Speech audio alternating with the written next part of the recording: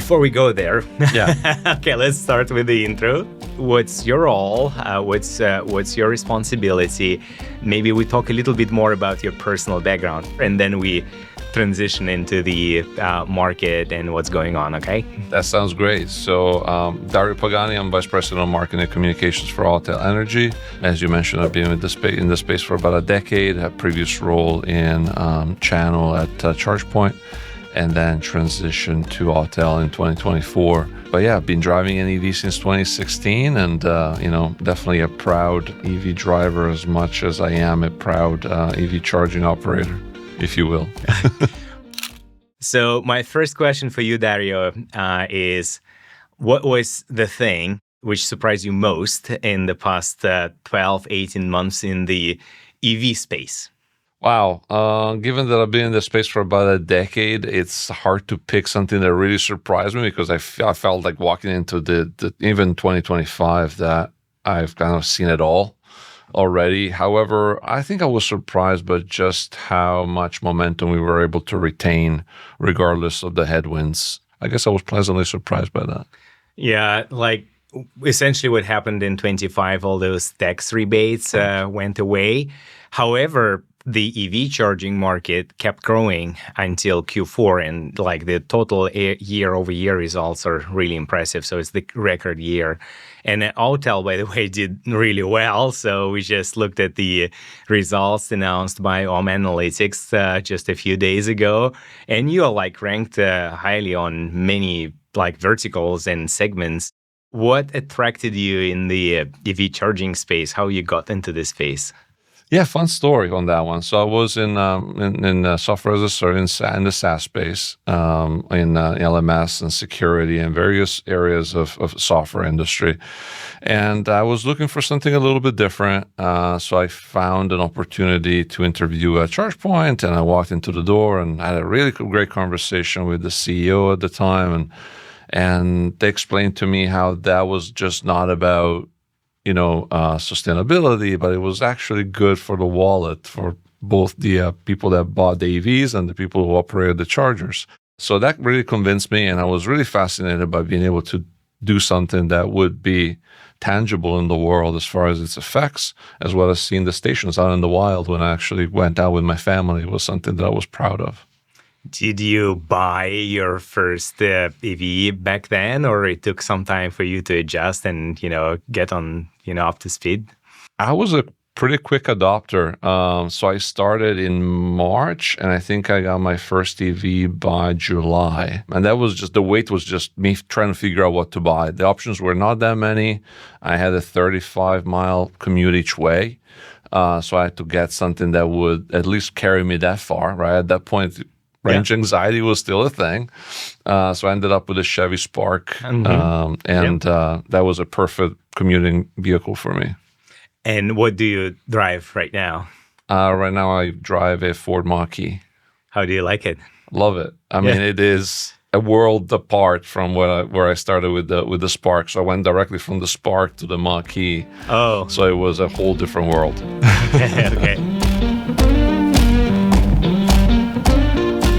So we said that 25 was the record year for EV charging, but back then, let's say 10 years ago, you probably came into this industry with a bunch of different assumptions, like how things will evolve, like what kind of adoption rates will be there, and other things. So what were the things you got completely wrong, and now you think like, oh my God, I was just like that was such a big mistake, and now I think it's completely different? So at the time, we used to think that, and I used to think the same, that we were going to get into autonomous much quicker, and other applications like VTOL. I think we thought that they were going to come to market a little bit quicker. We thought we were going to be in the middle of it by 2025. 2030, we thought we were going to be quite mature. Those applications obviously have not quite gotten here yet, partly because of regulation, partly because of technology. But I think that's the one that I think we got wrong, just the timing. And I think overall the pace of adoption as well we overestimated a little bit. We were a little bullish about it. Other than that, I think that we got, the batteries got bigger, our range anxiety went away. Now it's more about, reliability.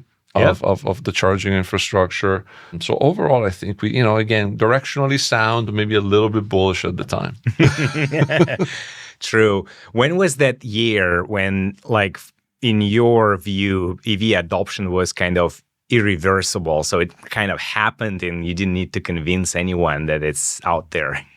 I feel the first year that I got the full sense of it was right before we went into COVID shutdown. And we had, at that point, workplace charging was exploding. Most parking lots, especially here in the Bay Area, were installing EV charging. Everybody had opportunity to charge at work. And then, many multifamily properties were installing EV charging. Home charging was at all-time high as far as purchases. So I felt that, we were at a point of no return in the sense that whoever was waiting was simply waiting for a natural refresh of their vehicle and not necessarily still deciding whether EV was going to be a good option for them. And now we are we see the results for 25 one more time, and a few things are working, and a few don't really work. That's right. What are the things you think require significant improvement, and what we are doing wrong? So what we need to improve in general? I think we have a huge opportunity to get this next hardware refresh right. I think that we're still getting rid of some of the initial deployments that, thankfully, those are some of the most resilient stations that were out there, like the old level 2s, dumb stations that we all hate at the end of the day. Yeah. But they keep working. So, at the end of the day, they serve the purpose, but we have the opportunity now to really get this refresh right from, a technology standpoint, but also as from an integration to the rest of the energy management ecosystem. So the driver experience can get better, and it has gotten better, and as well as the fit into the overall footprint of a building. So you're looking at an apartment complex, you're looking at, a workplace, you're looking at an airport, they're looking at the mall, it doesn't really matter. But you have the ability especially from a software standpoint, to meet the customer where they are and implement the features that they need for that particular business. So whether it's wait list or pricing or access or whatever, it doesn't really matter. Integration with energy management. We have a plethora of mature applications from a software standpoint that pair up with more mature hardware. And I think that this next hardware refresh is going to really change people's perspective or reliability of the charging infrastructure. You guys are doing really well in the level 2 multifamily segment. So I think it's one of your probably strongest use cases. Looks like you checked all the important boxes, but maybe if we can go a little bit deeper, that's the new generation of the hardware, right? So it's OCPP, it's open protocol, It's connected. So you can do load controls, you can do access controls, many other things. But what kind of decisions and choices were actually right for you to be able to gain that market share and, progress in this space? Yeah, overall, I think the flexibility is really the key word here. Whether it's flexibility in working with, software providers like Epic Charging, as well as, hardware flexibility in deployment. So whether it's wall mount, whether it requires a screen or no screen, cable management, single or dual, type of pedestals, just being able to be easy to work with from a customer and a reseller standpoint, an electrician going out and actually installing our hardware has been key, that flexibility, as well as being prepared. Also, many of those stations get pre-commissioned at a factory level. That means that, whenever we're working with Epic, that software is installed on the station before it's even shipped to the customer. That means that the installer doesn't have to spend time in the parking lot trying to figure out how to make the OCPP software work, which, we have all seen those situations. Not everybody is as experienced at that part of the installation process. So we're trying to take that out of the equation and make it simple. So it's actually technology, openness, flexibility, but also a little bit of a business model innovation as well, because you tweaked the processes to make, charging more kind of understandable and easier to manage on the pre-commissioning, commissioning, and all the stages. Yeah. And also the ability to lean on, fully mature, software products, software platforms that have, again, made that handshake with the customer needs. We can provide reliability ease of installation. But at the end of the day, like you have to meet the customer where they are at from a functionality standpoint, and most of that is implemented through software. There is one elephant in the room is obviously interoperability and open protocols and all of that. Do you think the government today, and the government is probably a too generic term, but at least the bodies we interact on a daily basis, they understand the need for the hardware to be open protocol, to be able to work with multiple software solutions and vice versa? That's a good question. I feel like I'm very optimistic every time I talk to elected officials or people that work for various agencies, and every time we go through that conversation and we explain how that works, and every time I'm like, okay, I'm confident that they got it now. And sometimes I walk back the second time, I'm like, well, maybe they didn't really get it fully the first time. So it's a constant exercise in reinforcing that concept, obviously, because we all carry a cell phone and we all understand interoperability for a cell phone, but somehow, the EV charging thing is something that unless you're chewing those topics every day, it's hard to retain sometimes. But I feel that we're getting, an inch closer every time we have a conversation, even with, when elected officials turn over, or we have different staffers to talk with, or different legislatures come up. They always come up with, I think I have a great idea. And maybe it's something that we talked about 10 years ago. And we have to kind of talk them off the ledge and kind of get them back on track as far as where the industry is at and what success we have been able to achieve from an interoperability standpoint, which, by the way, it fosters resiliency, because we are not going to be driving towards a scenario where we have stranded assets in the field like we have seen with various companies leaving the market. We spent quite some time with you together in Sacramento, managed those conversations, the efforts by EV Charging Association. So you had a chance to meet lots of legislators in person. And actually, what is your takeaway? We spent a couple of days there just recently. Yeah. And what's your takeaway? What's on the plate for them? What's important for them?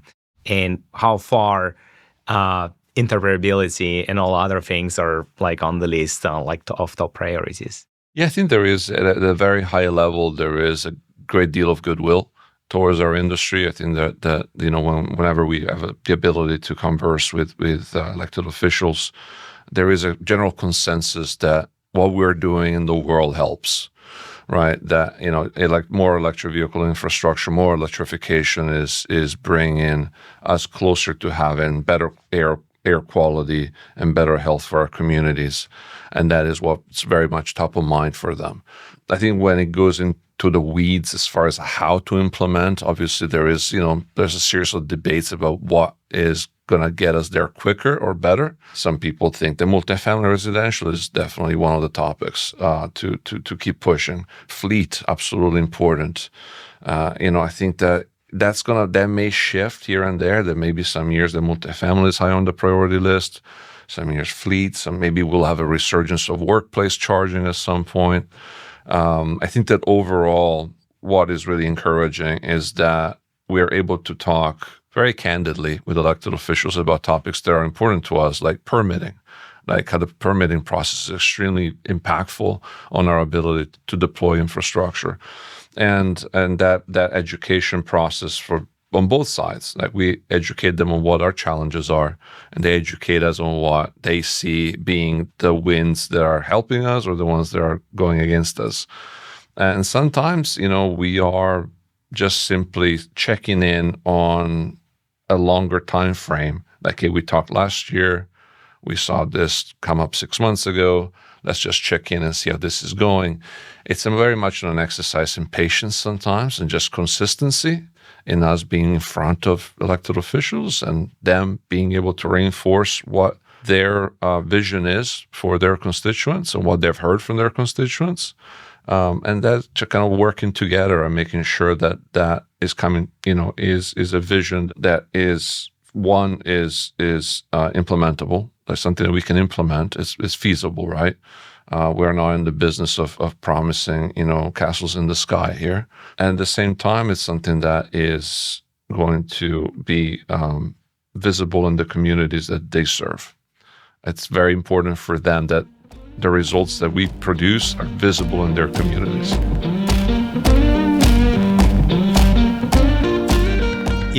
One question which is always important for politicians and legislators is money, budgets, Correct. all of that. So we saw tax rebates going away last year. So obviously that impacted the EV sales significantly. And the question is, back in 2020, 2021, we kind of decided, and I actually share your view. So that was pretty much the year for me. So when I stopped, explaining what kind of work I do and like why it's not a toy, it's like a real thing. That's right. But it was also interesting to see that until recently, there was like a very healthy stream of subsidies and rebates was coming from the government. And it's actually declining on all fronts, like federal level, state level, county level. So you see less and less and less. So you have still healthy pockets. But your view, the industry, the EV charging and like the EV industry as a whole, does it really require subsidies? Can it be sustainable on its own? I believe it can be sustainable on its own. I think it should be sustainable on its own if we are to be in an industry that is going to be really surviving the ebbs and flows in the market, right? Because we can definitely benefit from incentives directed in the right areas. I think there are some underserved, underprivileged communities that could definitely keep using subsidies for both vehicle purchase as well as infrastructure improvements. And that is true for many, many topics, not just for EV charging. I think that we should definitely try to, even the playing field a little bit for those communities that may not have access to as much infrastructures as other areas. However, I think that sometimes more than monetarily, the support comes into the form of process improvement.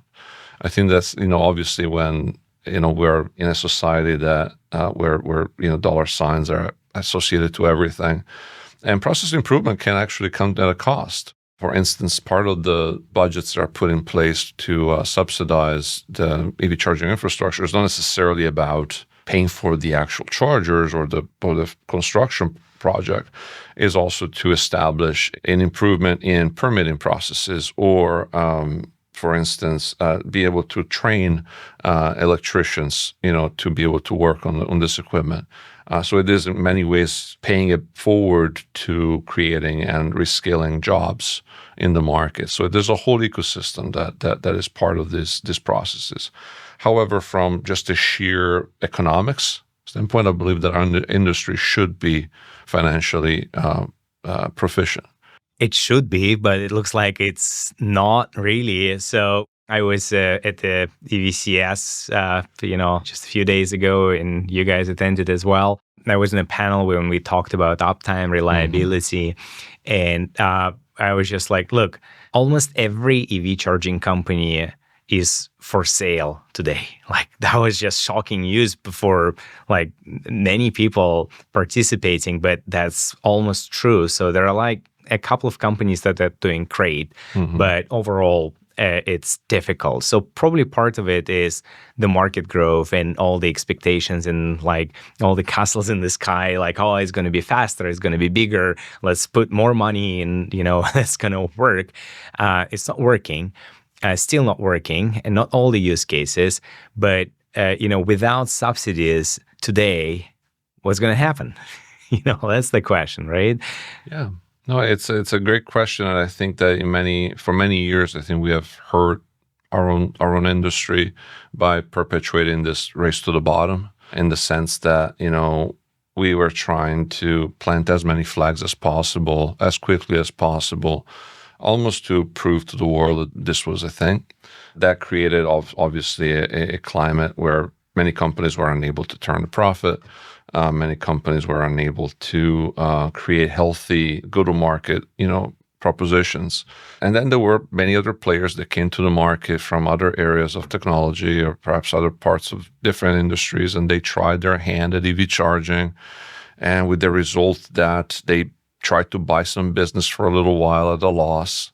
The overarching company got tired of it, pulled the products out of the market, and that created only less confidence from a consumer standpoint.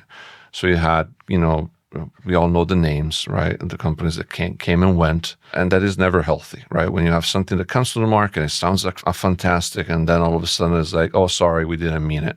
We're out, and they're leaving companies like ourselves back, kind of dealing with the aftermath. And like you guys have picked up the slack for, a couple of those exits. It's true. It's true. I'm seeing here is like more specialized companies can actually win. So it can be your specific use case or business model. I realized fleet segment became even more important for you recently. What's the reason for that, and what's important in the fleet segment to be successful? Yeah, so the fleet segment was for a long time an exercise in patience, because everybody was trying to figure out what vehicles they were going to purchase. And then again, that also the vehicle sector went through a little bit of turmoil. And then once they got visibility over the vehicles that they could purchase, they had to wait for those vehicles. And it was the chicken and the egg story. So do I buy the vehicle first? Do I buy the charger first? Do I buy them together? Do I buy from the same company? And you're mostly talking about like heavy duty, medium to heavy duty vehicles, or I think like it everything? applied across the board. Across the board? Okay. I mean, I remember when the F-150 Lightning first came to be, and everybody rushed to buy one, to buy a fleet of them in the fleet space, and to the point that regular consumers, they couldn't get a hold of the truck for a while. But then there were fleets that were on the wait list for quite some time, and we were talking to light, medium, heavy duty. Heavy duty, I think, is starting to unlock now. I think that we're starting to see in deliveries. Tesla, Semi is projected to achieve a price parity with the peer class vehicles in a couple of years. I think price parity is already here for light duty and medium duty from a total cost of ownership. So I think that those questions, those were the main questions. It's like, are these vehicles going to be reliable? Are these vehicles going to drive the miles that they're promising us? Is my pickup truck going to be able to haul anything? Those were kind of the early questions. And now we're getting past that. And again, we are in a place where we have more fleets that are solidifying their approach. They are doubling down on their vehicle purchase, and they are solidifying the design for the charging sites. I just came back from a Helix Water District this past Friday down in San Diego. And let me tell you, they brought in 6 megawatt worth of power. They put in a bunch of chargers. They bought a bunch of vehicles. They're going to be serving neighboring agencies and municipalities because of their vision, and they're able to actually support a little more demand than they're actually producing from their own. So it's going to take these projects also to drive confidence, right? Once you see it done, then you know it's possible. And we are talking level 3 chargers for sure in this case, or it's a mix? It's a bit of a mix. So we're talking lower power level DC chargers and higher power DC chargers. You have the 40 to 320 kilowatt kind of range. So it's a bit of a range, but there's still, you still look at those sites and there's still a layering of infrastructure. You still have some level 2s from a San Diego Gas and Electric program from 10 years ago, and they're still in the parking lot. Then you see slightly newer chargers. And so you see this, we're starting to do that little refresh, game now. And what's your answer like to the fleet segment? So what exactly you're offering, which can be like a true solution to actually, electrify and make bets? Yeah, for one, I think that one thing that is unique about Autel is that we do offer many product denominations across different power levels.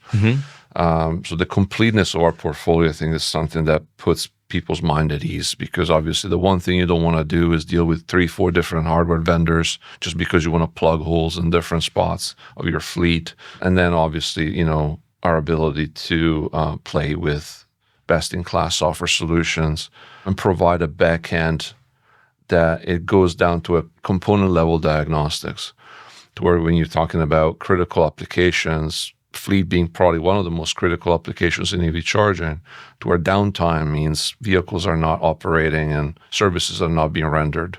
But when you have the ability to isolate component level faults and the ability to proactively service that machine, that means that you are not reacting to a failure, you are proactively avoiding it or servicing the charger, in that sense. I think in October, you presented almost a new strategy on how you guys handle uptime with new internal hires and processes and everything. What exactly Autel is doing to actually offer the uptime programs and trainings or whatever you have in place to actually help fleets to be more confident? Yeah, and that goes beyond the fleet space. It goes beyond the single vertical. But then again, fleet being one of the most critical spaces. This is where it's visible, right? So exactly. Every minute counts. Every minute counts. Every charger counts. Every vehicle counts, right? You want to be as close to the 100% uptime for both vehicles and chargers.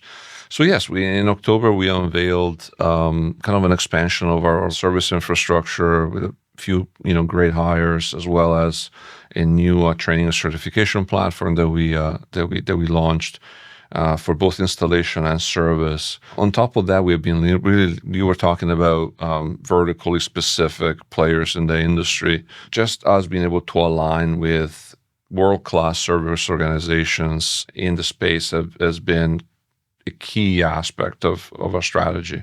One, because again, we don't want to be everything. Like, we don't want to be the hardware, software, and services.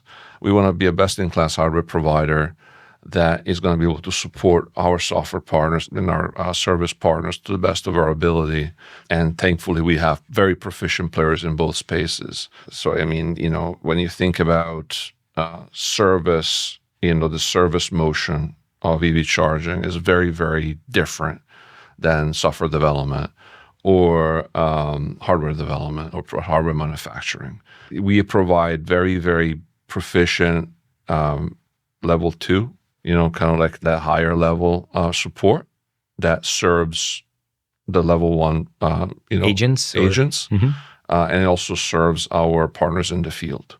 So whenever a partner in the field runs into something that they've not encountered before, or they perhaps need to escalate past the point of what they have learned in their training, then we have a smaller, proficient team of level 2 and above, engineers that can get on the phone or get on an airplane and support these teams. But we're not in the business of doing everything. So I think that recognizing where our strengths are and where also the strengths of the market around us are, and to be able to take advantage of that, is really healthy.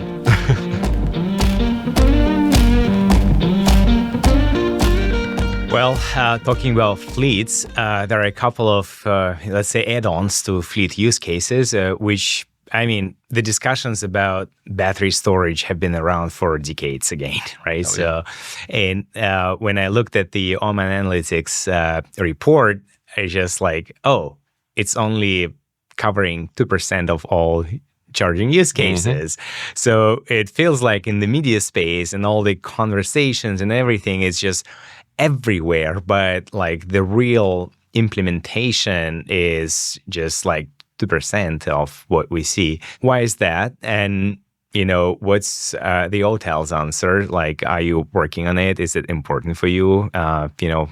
Yeah, no, I think it's a bit of a miss in the industry. I believe that it's a myopical view of the industry when you are looking at a project scope and you're looking at battery as just added cost or a nice to have.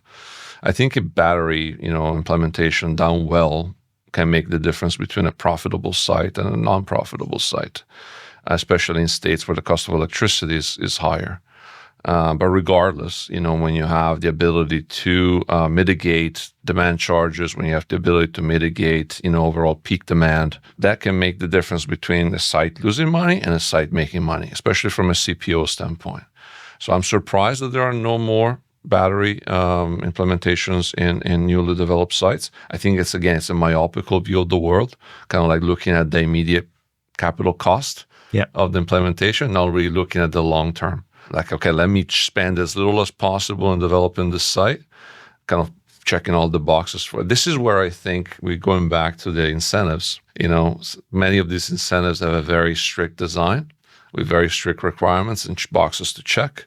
And sometimes they are limiting the ability, or they are encouraging, I would say, the developer to make this kind of mistake of not looking at battery, not looking at the overall financial health of the implementation, but just worried about checking all the boxes and going through all the permitting and just being very laser focused on just filling that mold for that program, and not necessarily building the best site you can build.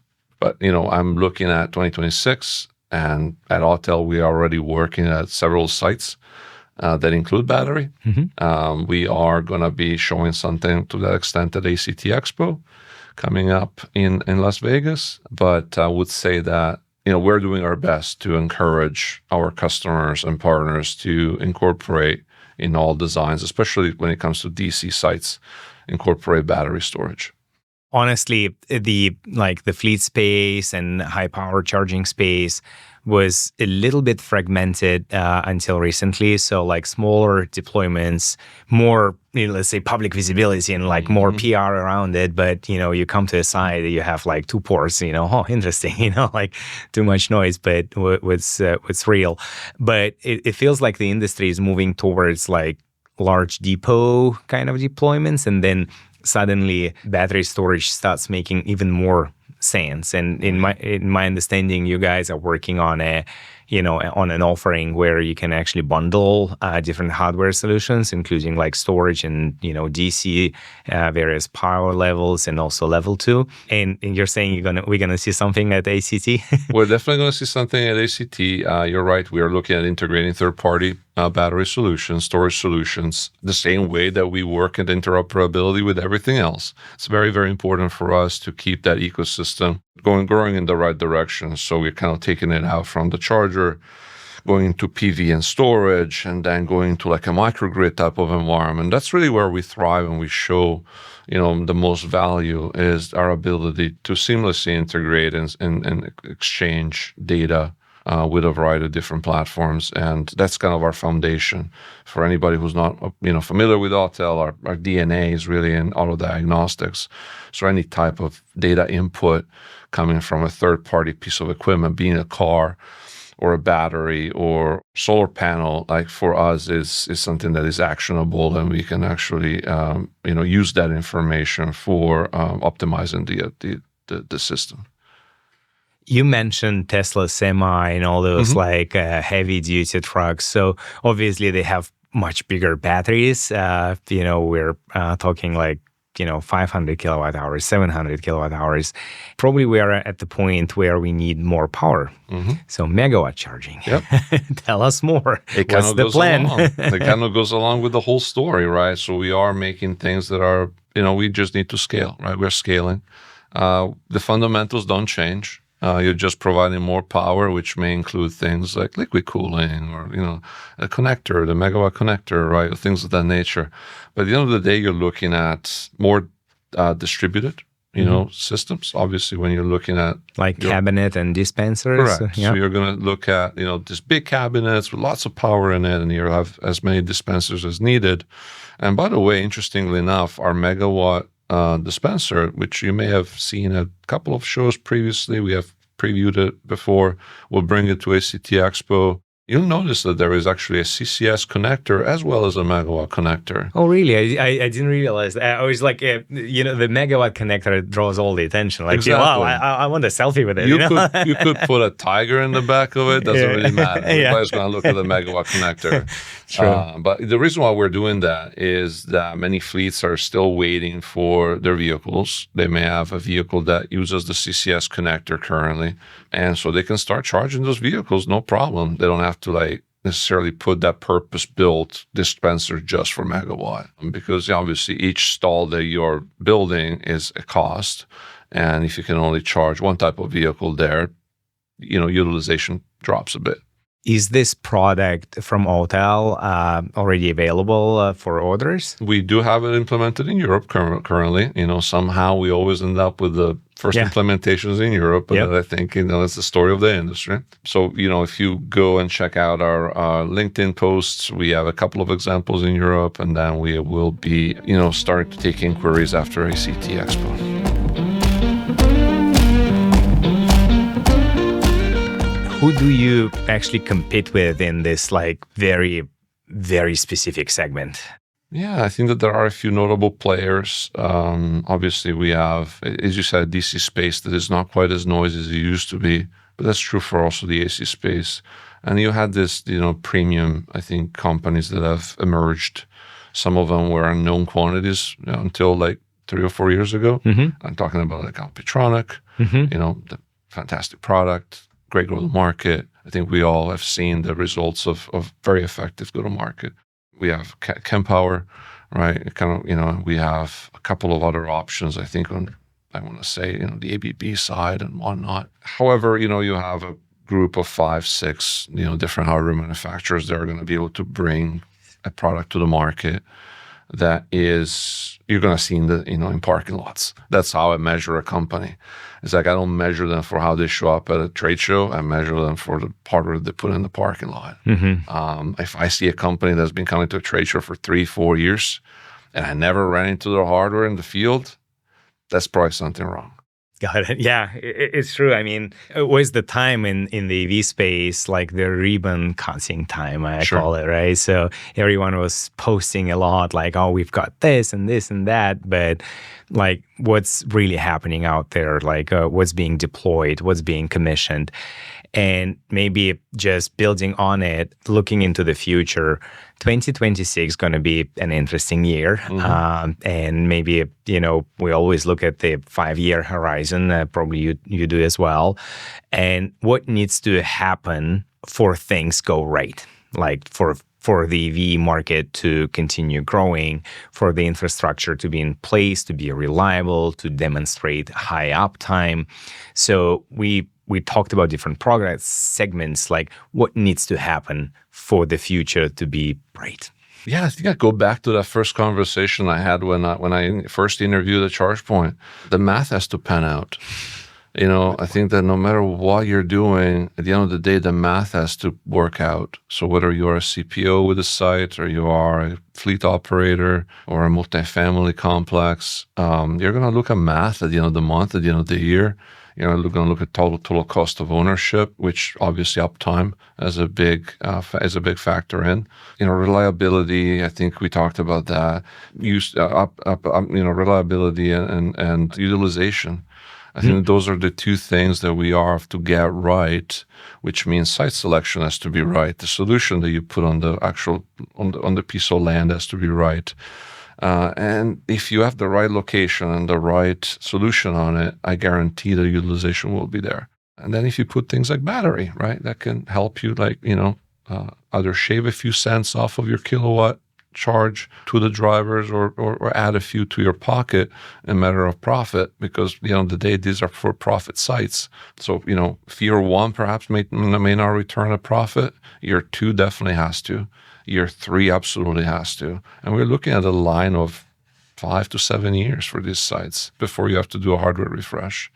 So that's really where you have to achieve that math, that positive math. If we can do that, I believe that we are in for a great year and a great decade ahead. Okay, good recipe. I love it.